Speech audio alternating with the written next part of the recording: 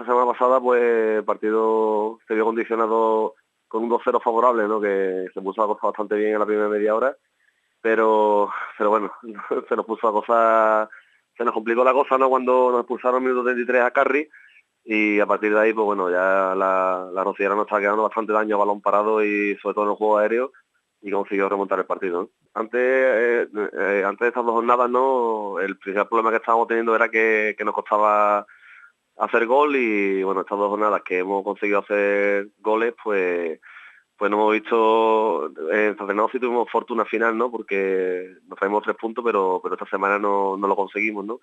Nos faltó quizá un poquito más de experiencia, un poquito más de haber matado el partido, pero la verdad que estuvimos bastantes minutos, casi una hora con un jugador menos, y la verdad que nos costó, ¿no? Yo creo que ese es lo que tenemos que intentar, ¿no? Y seguir trabajando, de intentar de intentar mantener la portería a cero, ¿no? De que no le hagan goles, y por nuestra parte, pues intentar también de seguir la racha goleadora que estamos llevando hasta ahora, sobre todo estos dos últimos partidos. Es un campo bastante difícil, ¿no? Un equipo que como tú bien has dicho, un equipo que tiene un equipo bien armado, ¿no? De jugadores, mezclando jugadores veteranos con jugadores jóvenes, pero sí un bloque bastante fuerte, ¿no? Con un potencial ofensivo muy grande, y un campo muy difícil, ¿no? Quitando, como tú bien has dicho, a San Fernando y Iglesias, lo han ganado todo en casa y con resultados holgados, y un rival complicado, ¿no? Pero bueno, también era complicado San Fernando o Algeciras, y el equipo respondió bien, ¿no? Yo confío en que